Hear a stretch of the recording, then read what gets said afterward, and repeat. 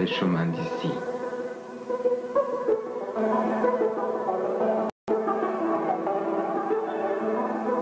J'aime le désert, les vergers brûlés, les boutiques fanées, les boissons tiédies. Je me traînais dans les ruelles pointes et les yeux fermés, je m'offrais au soleil, Dieu de feu.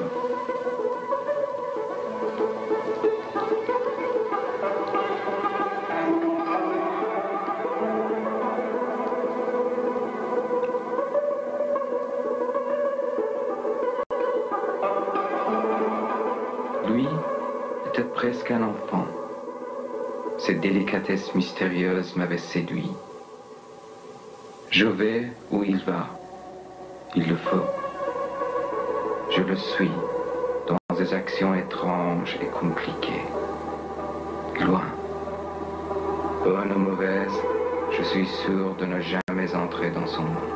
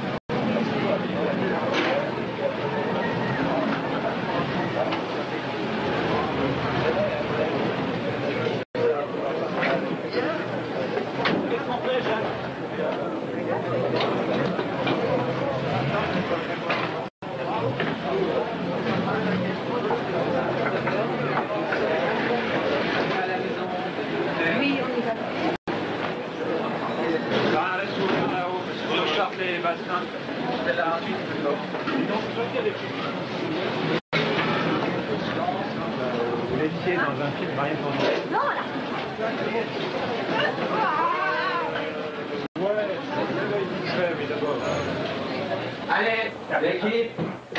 On met l'appareil d'abord, là. C'est là, je prends le. Coupé. Ah, il n'y a pas de problème. Alors, qu'est-ce qu'il va faire avec la lumière? Moi, je pense une lumière assez diffuse et assez horizontale. Faites attention, hein, parce que c'est bien fragile. Et droit, là. Madame Rambo. Allez. Bon, Madame Maillot. Non, oui. Et puis il me répond pas. Et mes foulards Oh, dans le lit. c'est une répétition plus ou moins, hein? D'accord? Commencez, Madame Rambo. Gémissement.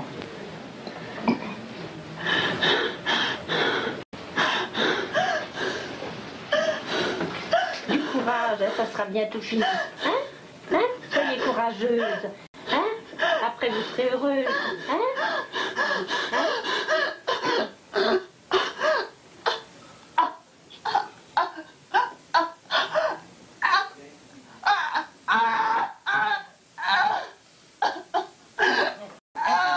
Apaisez-vous, je vous supplie, apaisez-vous, apaisez-vous.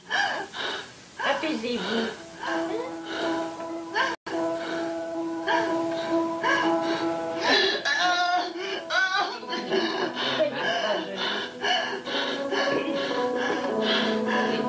Là, vous allez pousser, hein?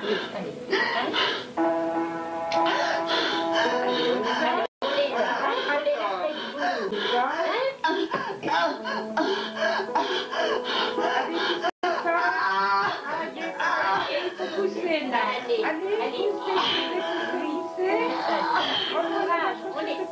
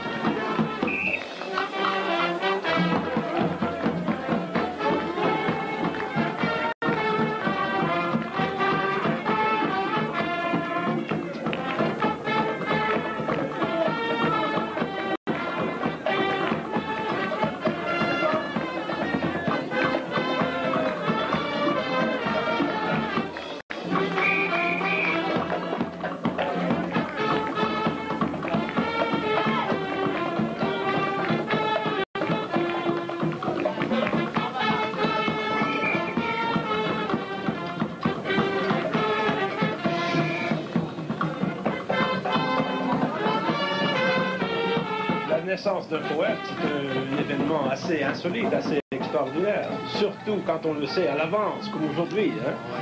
C'est très commode, on peut se réunir et célébrer. Je me demande, moi, Alain, si Rimbaud, cet événement lui aurait plu, la naissance. C'est une chute, hein, une descente dans la matière. C'est presque l'événement le plus banal dans sa vie. Le plus banal. Il est né. Le premier désastre. Il est né, il renaît, nous le ferons encore renaître. C'était vraiment. Cette légende. Cette légende, oui, c'est une légende que Paterne Berrichon a propagée. On l'a répété, les biographes de Rimbaud parlent souvent de cette naissance extraordinaire. Il avait essayé de s'évader. Je crois. Naissance phénoménale. Ouais. Oui, oui, moi j'y crois. C'est parce que je crois au Père Noël aussi. C'est le début de sa vie aventurière. Le début.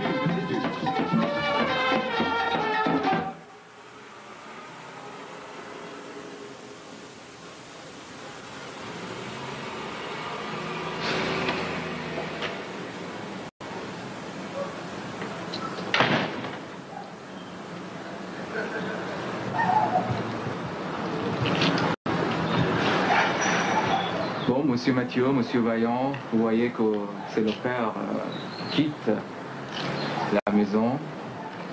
Ah, je voudrais savoir pourquoi qu'est-ce qu'il va faire maintenant? Pourquoi il a quitté la maison? Son métier de soldat l'appelle vers une autre garnison. Ouais. Et puis peut-être aussi quitte-t-il une femme avec laquelle la vie n'est peut-être pas facile. Mais ce qui est important peut-être, c'est de souligner ce départ du père. Cette absence du père qui prend une signification particulière pour Rimbaud. Rimbaud a 6 ans. Et on peut dire qu'à partir de ce moment, la quête, la véritable recherche commence. Oui, mais le père symbolise l'exotique, l'ailleurs. Il est ailleurs. Et Rimbaud est toujours à la recherche de pays exotiques, les villes splendides. Où habite le père? Le père est là, là-bas. Voilà, c'est ça qui est important. C'est que, très vraisemblablement, le père de Rimbaud savait l'arabe, lisait l'arabe, a dû connaître en profondeur la civilisation islamique, était capable de donner une traduction du Coran. Or, entrer dans le Coran, lire le Coran, suppose une connaissance approfondie de la tradition islamique. Dieu est la lumière des cieux et de la terre. Cette lumière ressemble à un flambeau placé dans un cristal semblable à une étoile brillante. Ce flambeau s'allume de l'huile de l'arbre béni, de cet olivier qui n'est ni de l'Orient ni de l'Occident, et dont l'huile semble s'allumer sans que le feu y touche. C'est une lumière sur une lumière. Tu l'as vu déjà?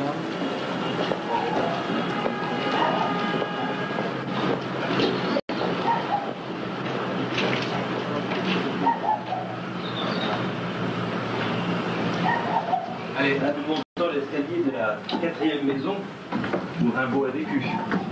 Oui, il a vécu ici à l'époque de la saison. Entrez. Avec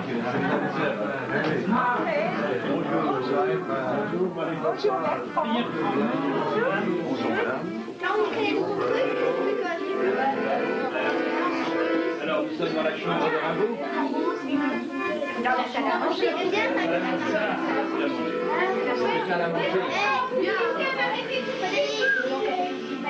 Madame Rimbaud habite était locataire de l'arrière-grand-père de mon mari, qui a fait construire cette maison. C'est la chambre. Oui, en entrant cette pièce, après le départ du père, on entre le domaine de la mère, avec un M majuscule. La mère.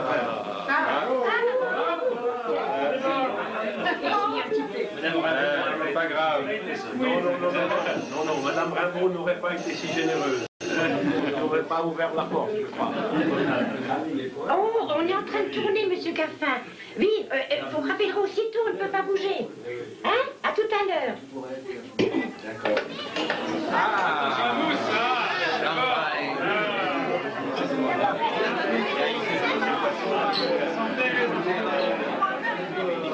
cette chambre était changée. Elle a été changée, mais Le bâtiment reste... le bâtiment reste intact. Ouais. n'a rien changé. Quelques changements. Oh, la tabassette. Un peu. C'est moi qui ai acheté le lustre là. Ouais. Madame Rigaud, où se trouve la chambre? Certainement là, puisqu'il a été inspiré en regardant le quai.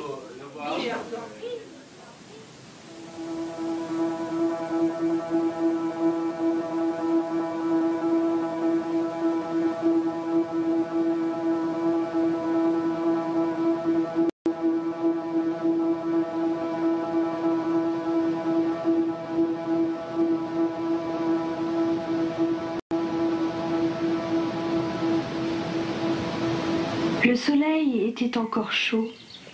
Cependant, il n'éclairait presque plus la terre. Le vent rafraîchissant, c'est-à-dire une brise fraîche, agitait les feuilles des arbres, avec un bruissement à peu près semblable à celui que faisait le bruit des eaux argentées du ruisseau qui coulait à mes pieds. Je m'endormis, non sans m'être abreuvé de l'eau du ruisseau. Je rêvais que j'étais né à Reims, l'an 1503.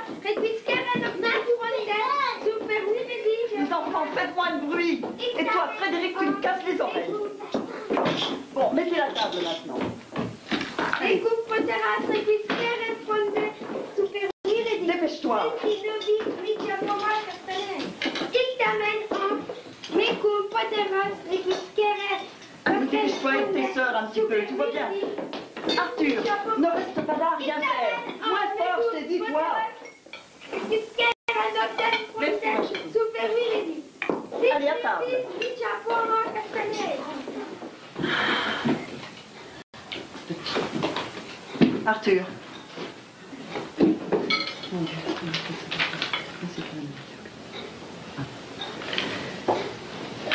Je t'écoute, Frédéric. Ixtamen anc necum poteras requiscere noctem fronde super viredi. Senti nobis mitia pomo castaneae moles et preci copia summa.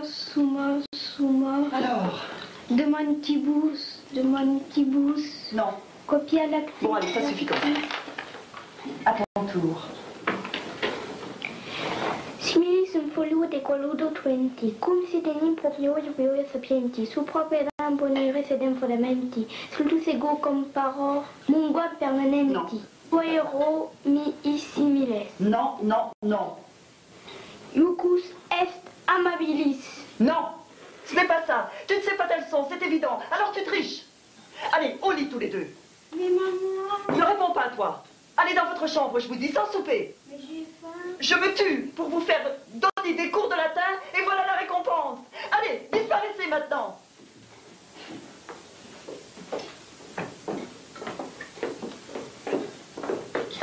Mange proprement, toi.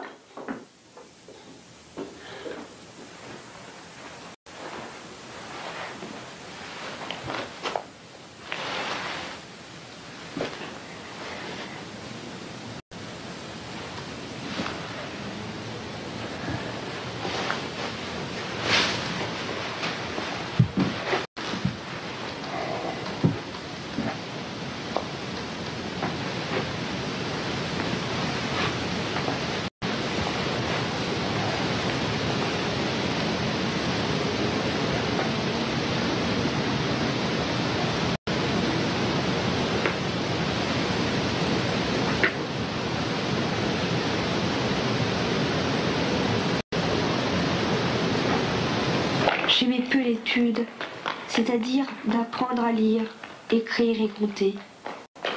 Pourquoi, me disais-je, apprendre du grec, du latin? Pourquoi apprendre de l'histoire et de la géographie? On a, il est vrai, besoin de savoir que Paris est en France, mais on ne demande pas à quel degré de latitude.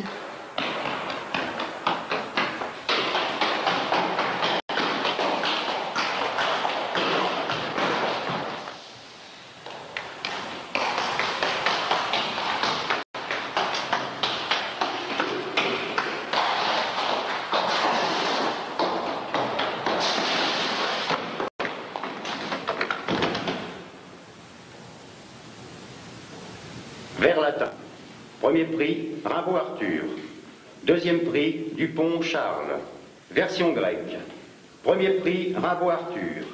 Deuxième prix, Lavouvry Émile. Histoire et géographie. Premier prix, Rimbaud Arthur. Deuxième prix, La Saupière de Tinlemoutier.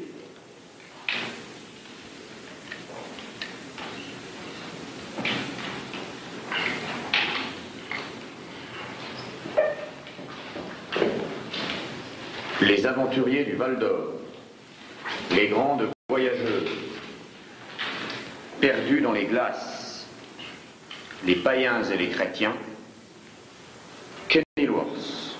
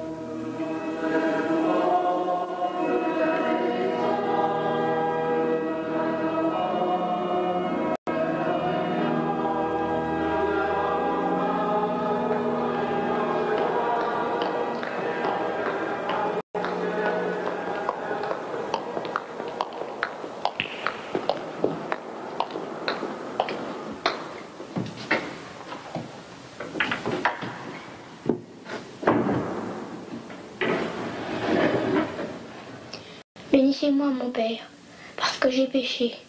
Je confesse à Dieu et à vous, mon Père, que j'ai péché. Je m'accuse de ne pas aimer ma mère. Et qu'a-t-elle fait? Elle m'empêche de lire ce que j'aime. Mais encore? Elle m'interdit de faire ce que je voudrais. Elle me donne toujours des soufflets. Et ton père? Alors? Je ne sais pas. Il est loin.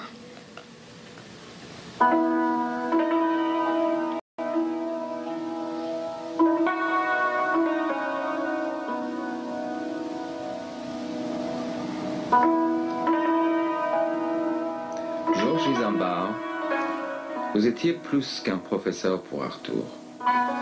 Vous étiez l'image de son père, son maître à penser, son gourou.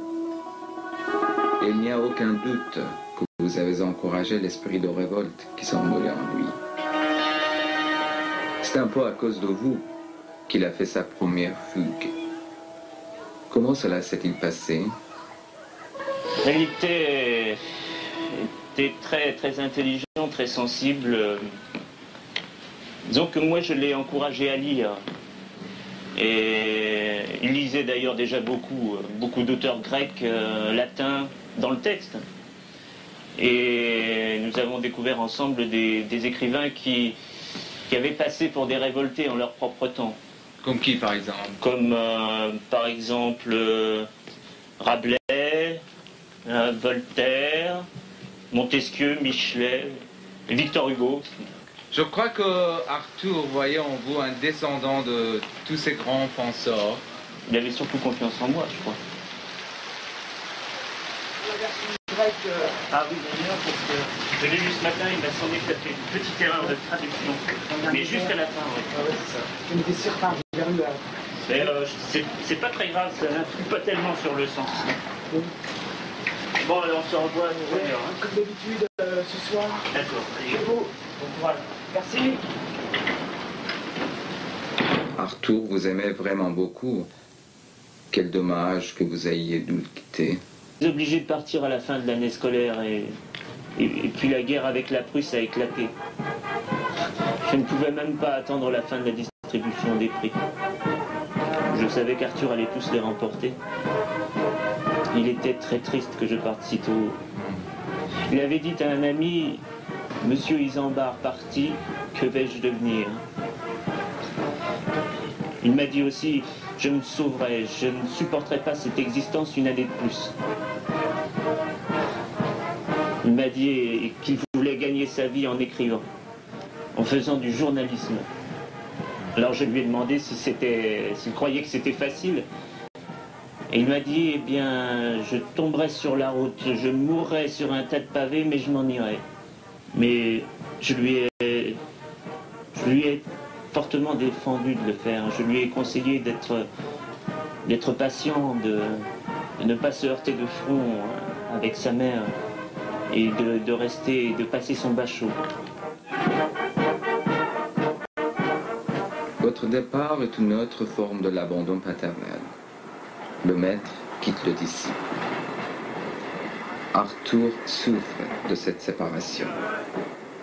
C'est alors qu'il décide de s'enfuir.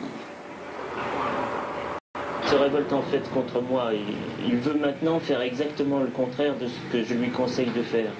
Et il quitte l'école, la ville, la province, et il part sans un sou et sans billet pour Paris. À Paris, il est arrêté, il est conduit à la prison de Mazas. Alors il est libéré par mes soins et je le reconduis chez sa mère. Ouais. Mais il s'enfuit de nouveau, et cette fois à pied.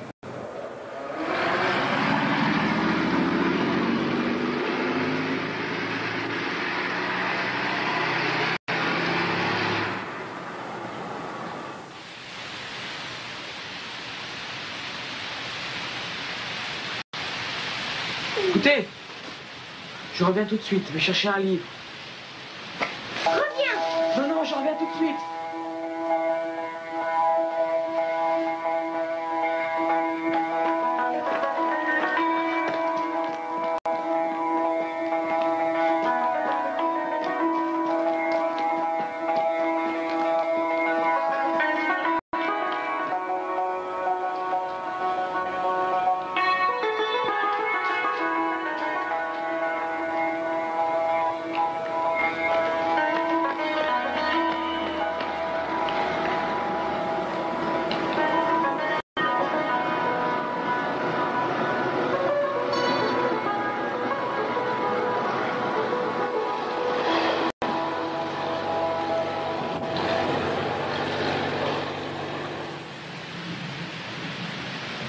Par les soirs bleus d'été, j'irai dans les sentiers, picoté par les blés, fouler l'herbe menue. Rêveur, j'en sentirai la fraîcheur à mes pieds. Je laisserai le vent baigner ma tête nue. Je ne parlerai pas, je ne penserai rien. Mais l'amour infini me montera dans l'âme, et j'irai loin, bien loin, comme un bohémien par la nature, heureux comme avec une femme.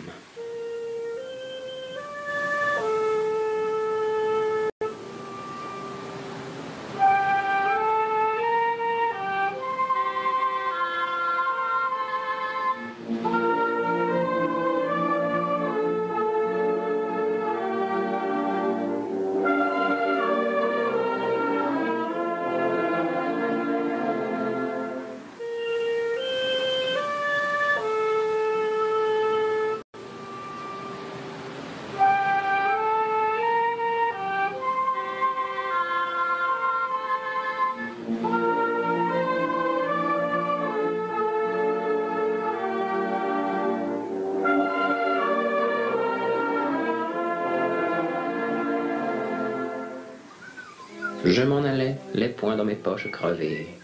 Mon paletot aussi devenait idéal. J'allais sous le ciel, muse, et j'étais ton féal. Oh là là, que d'amour splendide j'ai rêvé. Mon unique culotte avait un large trou.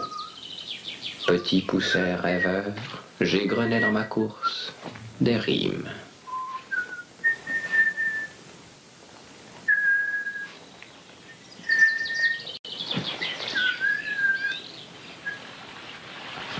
Je meurs, je me décompose dans la platitude, dans la mauvaiseté, dans la grisaille. Que voulez-vous?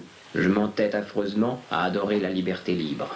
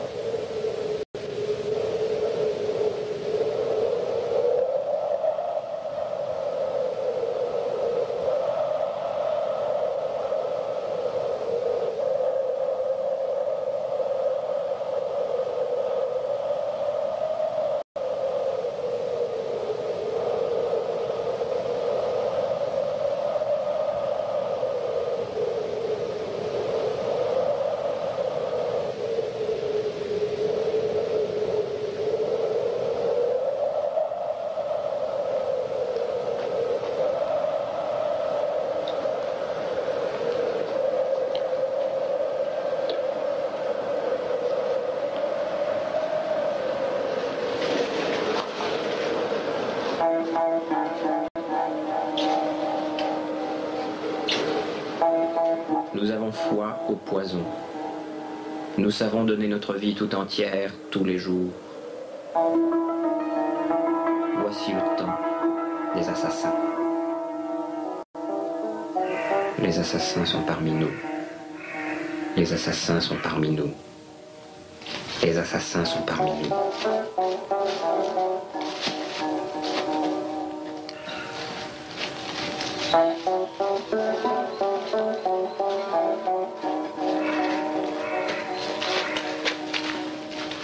On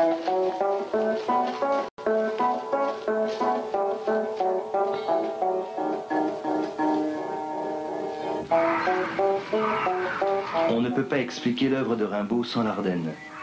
Ce pays de la poésie, ce pays des catastrophes, ce pays de la pureté. La forêt ardennaise, c'est la forêt dont parle César. C'est la forêt dont parle Shakespeare, Dante. C'est aussi la forêt de Rimbaud. La forêt est à la fois un lieu ouvert et un lieu fermé, une barrière et une clairière. Donc, un lieu d'échange, un lieu de passage, mais aussi un lieu de résistance. Et nos invasions, les invasions que l'Ardenne a connues depuis toujours, sont comme l'image contradictoire d'un échange qui se fait à un autre niveau, d'un échange mystique, comme l'on dit. Et je crois que l'on peut dire que la forêt ardennaise, l'Ardenne, est à la confluence de la tradition celtique et de la tradition chrétienne.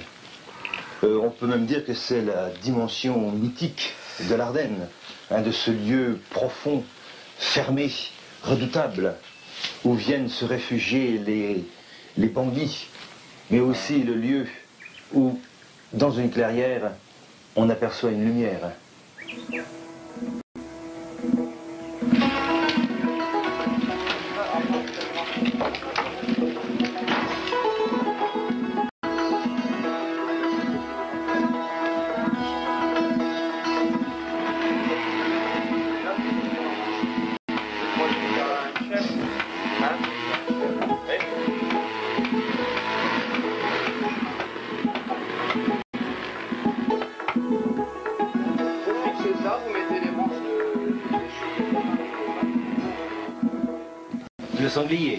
Le sanglier de la forêt ardennaise est devenu d'ailleurs le symbole de l'Ardenne. Et on peut se demander pourquoi. Car il n'y a pas des sangliers que dans les Ardennes. Il y en a à peu près dans toute l'Europe et au-delà. Alors c'est peut-être là que le sens des mots peut nous éclairer. Si on se réfère au symbolisme de la tradition celte, on apprend que le sanglier est le représentant de l'autorité spirituelle. Et l'ours représente le pouvoir temporel. L'autorité spirituelle. Eh bien, à cause de son sens de solitaire, je crois. Solitaire, c'est-à-dire l'aspect caché qui ne se montre pas ou qui ne se dévoile que rarement.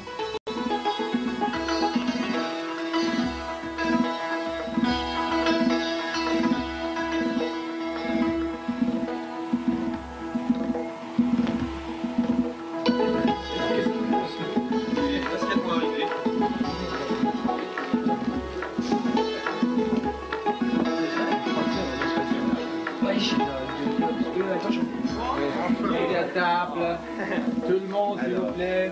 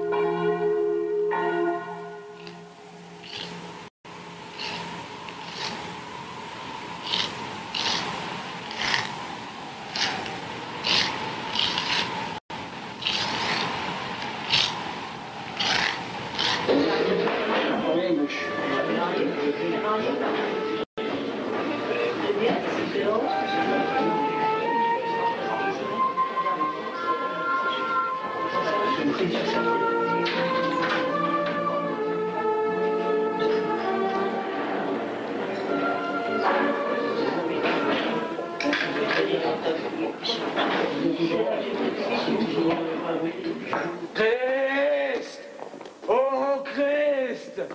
Éternel voleur des énergies, Dieu qui pour 2000 ans voit ta pâleur, cloué au sol de honte et de céphalalie, ou renverser les fronts, les femmes de douleur. devant la maison de Dieu.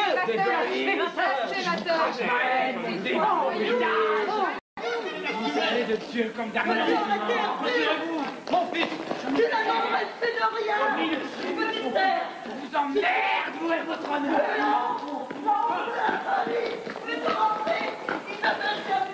Salut, Bretagne.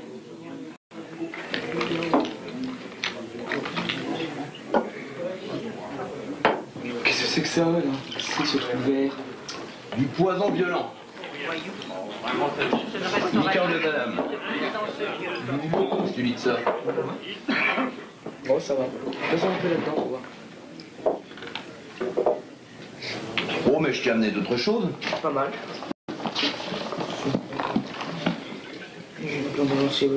Histoire du bouddhisme. Une merveille. Swedenborg. Regarde, avec un original. Et qu'est-ce que c'est que ça, là? Ça, c'est pas pour toi. Ça, c'est Simone. Une truie. On a tout fait, on a tout essayé. Ah là là là, tous les côtés, tous les sens. Tiens, regarde ce que j'ai trouvé. Pas de déplaire. J'ai aussi trouvé dogmes et rituels de haute magie.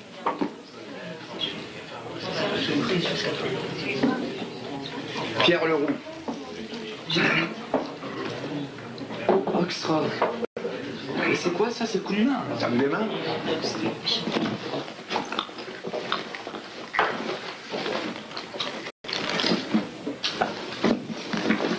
Ma foi, tiens. Il n'est pas correct. Vous l'avez dit. Ça, c'est une poison. Hein? On s'y fait bien. Ne mérite pas d'appliquer en France. C'est moi qui vous le dis. Devenons notre service. Mais qu'on fasse sortir ces individus. Ces voyous. Je ne pourrais pas les supporter longtemps. Voyez-vous. C'est moi qui sortirai. Et la mère, fermant le livre du devoir, s'en allait satisfaite et très fière, sans voir dans les yeux bleus et sous le front plein d'éminence l'âme de son enfant livrée aux répugnances.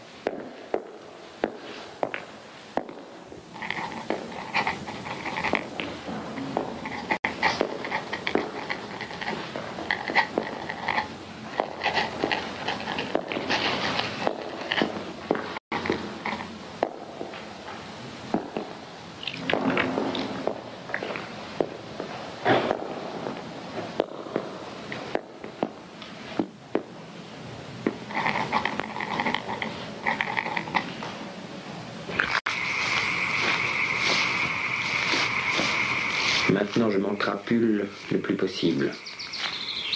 Pourquoi? Je veux être poète et je travaille à me rendre voyant. Vous ne comprendrez pas du tout et je ne saurais presque vous expliquer.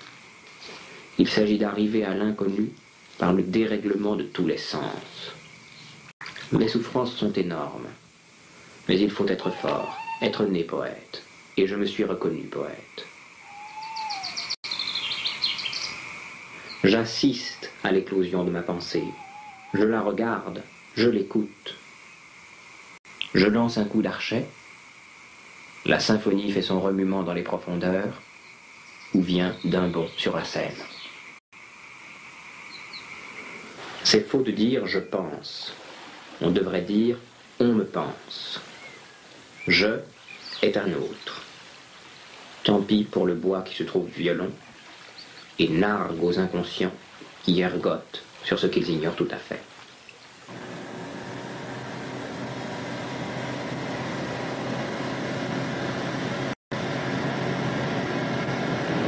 C'est ici, à Roche, ce petit hameau rocheux, près de Tigny, que Rimbaud composa le mieux connu de tous ses poèmes, Saison en enfer, hein, chez sa mère.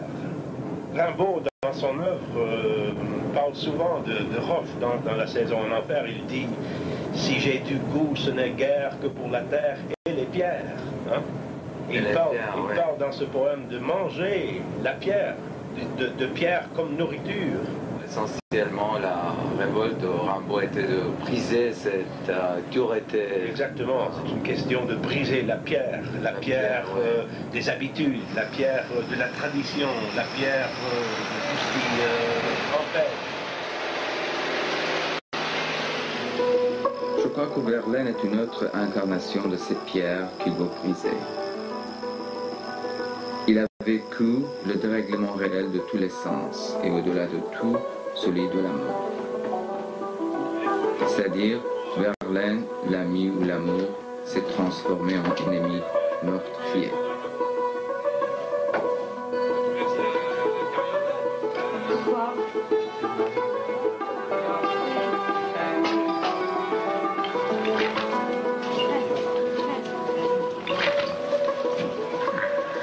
Ils sont bien, c'est ça.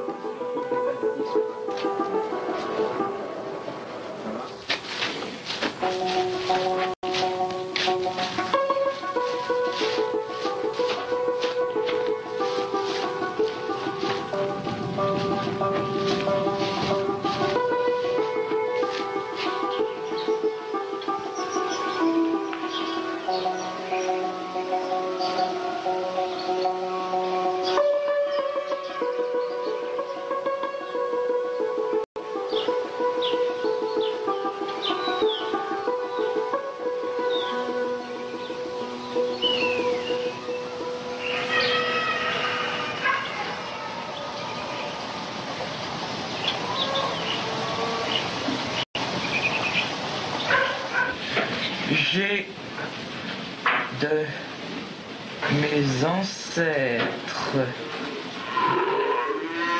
gaulois l'œil bleu-blanc, la cervelle étroite et la maladresse Arthur, dans la lutte. Je t'ai déjà dit de ne pas fumer dans le foin. Tu me finiras par mettre le feu. Si... Vitaly, coupe-moi des betteraves. Et toi, Isabelle, donne à manger aux vaches. On ne peut jamais être tranquille ici. Dépêchons-nous. C'est de tout seul 5 minutes. Impossible.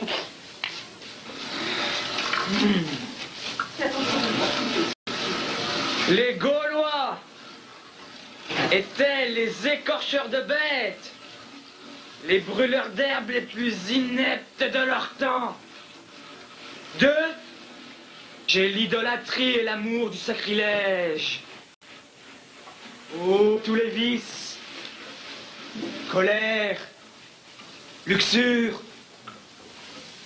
Magnifique la luxure. Surtout mensonge et paresse. Ah, la paresse, oui. Tu peux bien en parler. Toi, de la paresse. Tu passes ta vie à rien faire. Et d'abord, pourquoi tu dors ici, avec les vaches? Mais ma chère et pas avec moi à la maison. Je déteste votre maison et tout ce qui l'entoure.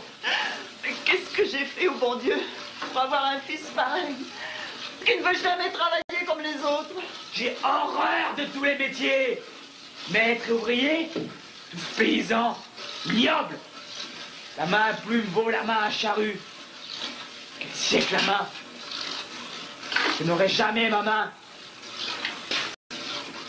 L'honnêteté de la mendicité me navre.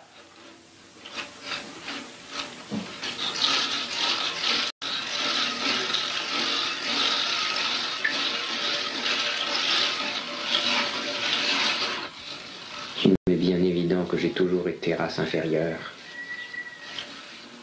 La race inférieure a tout couvert. Le peuple, comme on dit, la raison, la nation et la science. La science, la nouvelle noblesse, le progrès, le monde marche.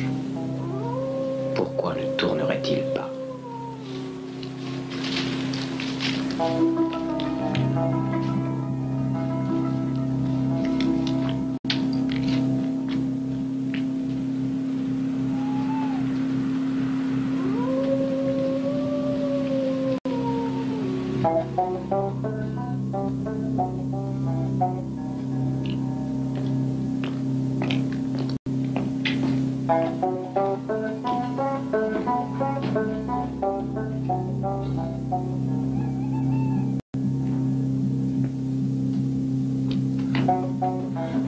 que tu veux?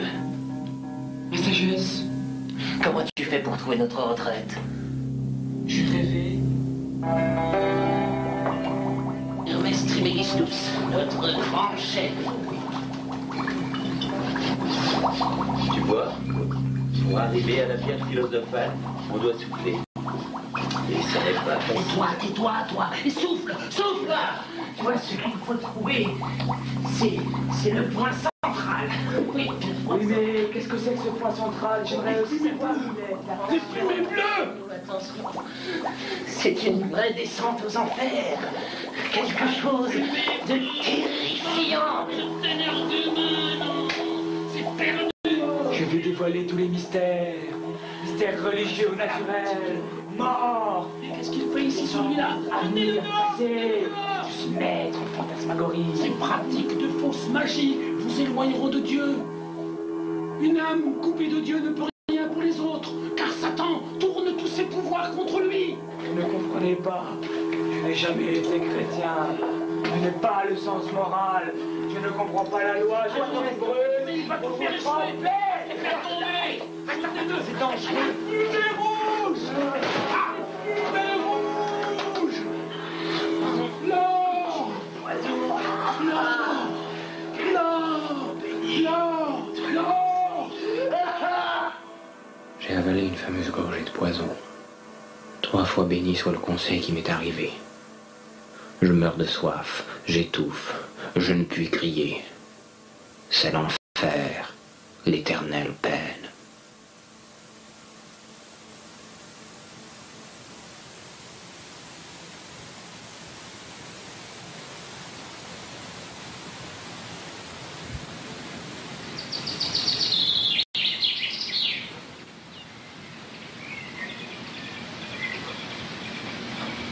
Un peu de fraîcheur, Seigneur, si vous voulez bien.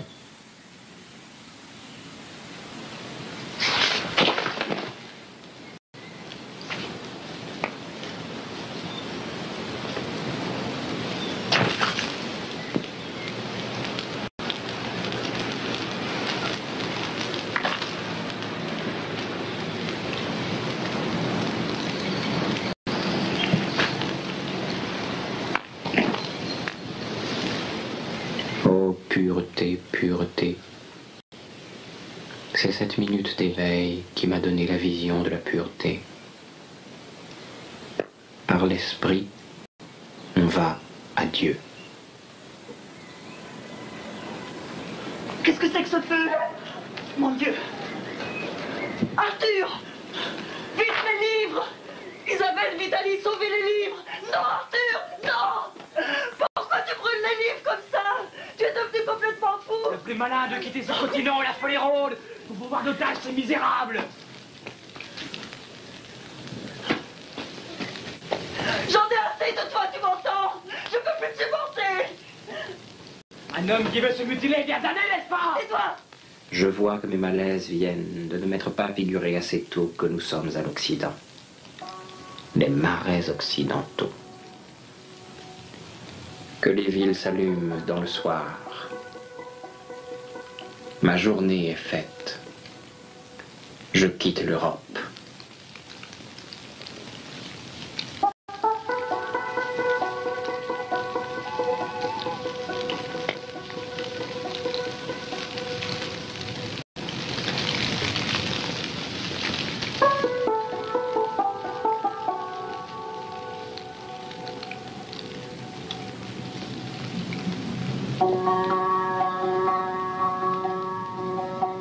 L'air marin brûlera mes poumons.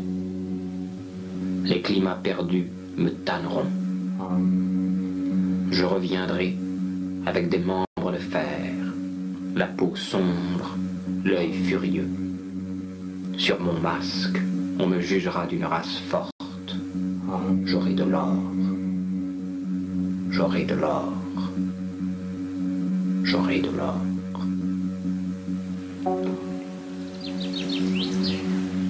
J'envoyais au diable les palmes des martyrs, les rayons de l'art, l'orgueil des inventeurs, l'ardeur des pillards.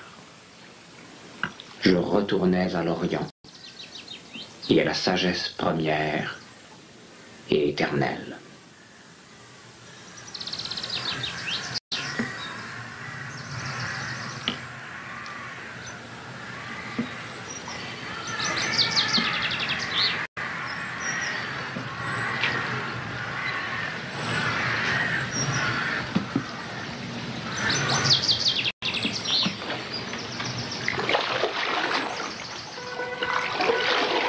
Nous avançons sur la Meuse, le fleuve impassible de bateaux ivres qui doit conduire le jeune Arthur vers l'aventure, à condition de prendre l'aventure au sens propre, c'est-à-dire qu'est-ce qui va arriver, qu'est-ce qui va se produire. Et ce que recherche Rimbaud, par la poésie, et ensuite par la réalisation qu'il essaiera de donner à sa vie, c'est l'alliance de l'eau et du feu. Et c'est précisément cette union que Rimbaud va aller chercher. Mais il ne la trouvera pas à Charleville, il ne la trouvera pas en Occident, il faudra partir. Suivre l'eau sous la lumière du feu qui le conduira en Orient, au Harar, à Aden. Rimbaud est devenu indifférent à la littérature. Il ne s'agit plus d'écrire sur la vie, il va désormais écrire sa vie, avoir un métier. Et parmi les Arabes, vivant au milieu d'eux, apprenant leur langue, aimant une femme, voulant même des enfants, avec son ami Jami, il fait d'abord un petit commerce de différentes denrées. Rimbaud n'est pas un commerçant, et il se fait rouler, alors qu'il est si généreux, prêtant à droite, prêtant à gauche. Mais n'oublions pas que Rimbaud souffre. Rimbaud supporte mal la chaleur. Son genou, sa jambe lui font de plus en plus mal. Grâce à l'Orient, il meurt au monde des choses visibles, pour naître au monde des choses invisibles, par le dépouillement total de l'être, selon la voie des mystiques de tous les temps.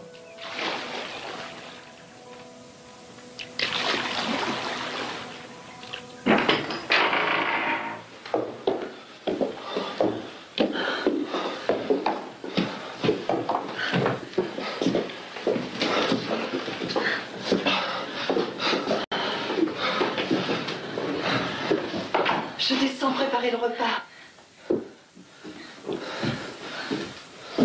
C'est Versailles ici. J'ai fait ce que j'ai pu, tu sais.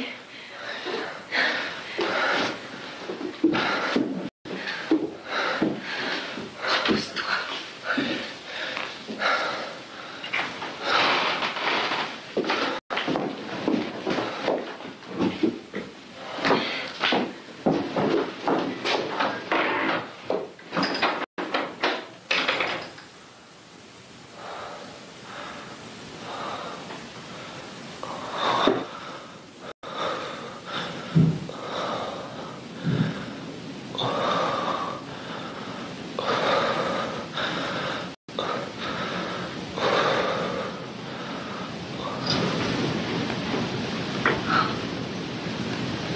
On pourrait peut-être l'accrocher, celui-là. Oui, sur une armoire. C'est fait à la main.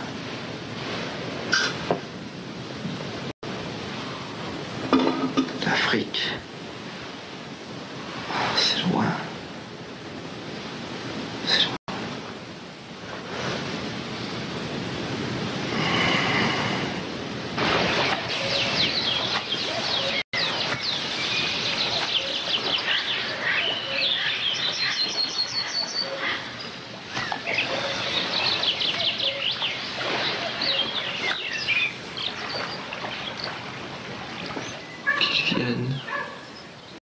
Qu'ils viennent, le temps dont on s'éprenne.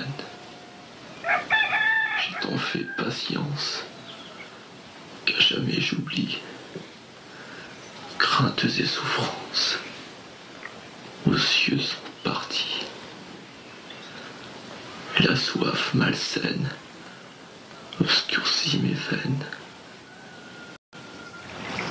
Et souvenez-vous toujours que dans notre pays, il y a toujours quelqu'un qui dit du bien de vous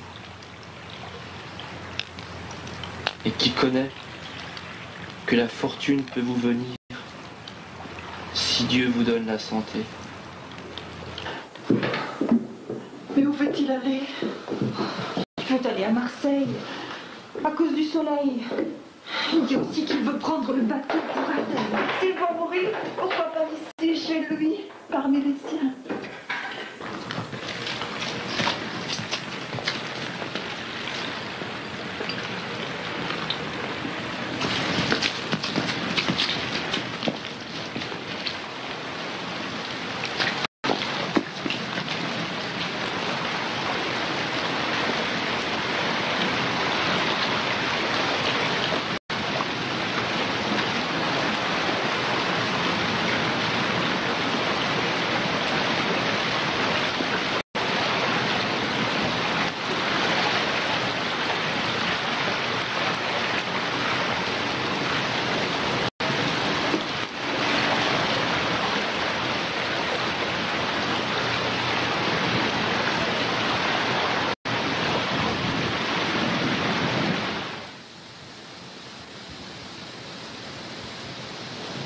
Je ne demande qu'une chose, qu'il fasse une bonne mort. Dieu soit mille béni. J'ai éprouvé dimanche le plus grand bonheur que je puisse avoir en ce monde.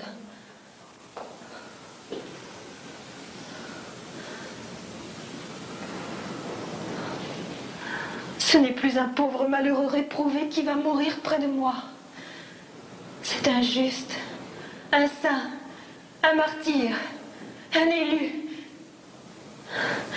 Pendant le courant de la semaine passée, les aumôniers étaient venus le voir 2 fois. Il les avait reçus, mais avec tant de lassitude et de découragement qu'il n'avait osé lui parler de la mort. Samedi soir, toutes les religieuses firent ensemble des prières pour qu'il fasse une bonne mort. Dimanche matin, après la grand-messe, il semblait plus calme et en pleine connaissance. L'un des aumôniers est revenu et lui a proposé de se confesser. Et il a bien voulu.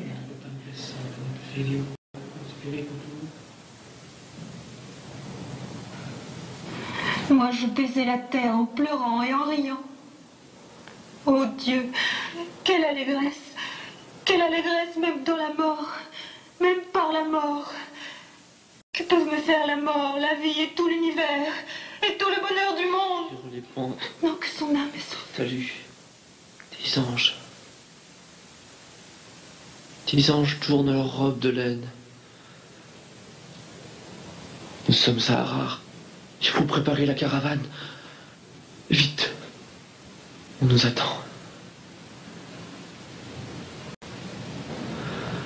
Isabelle, souviens-toi.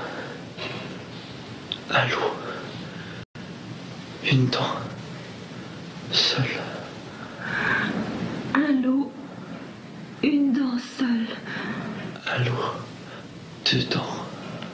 À l'eau, 2 dents. À l'eau, 3 dents. À l'eau, 3 dents. À l'eau, 4 dents. À l'eau, 4 dents. À l'eau, 2 dents. À l'eau, 2 dents. Chami. Al-Karim. Chami. Chami. Chami.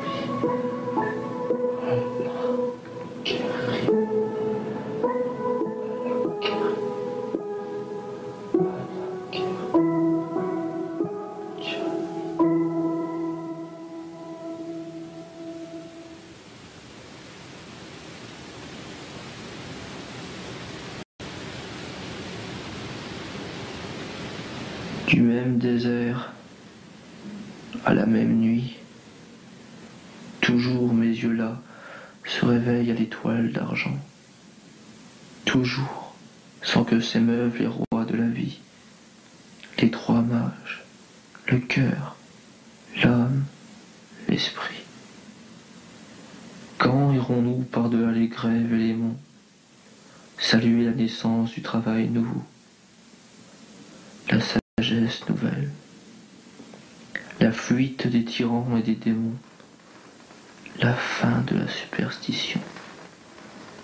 Adorer les premiers, Noël sur la terre, le chant des cieux, la marche des peuples. Esclaves, ne maudissons pas la vie,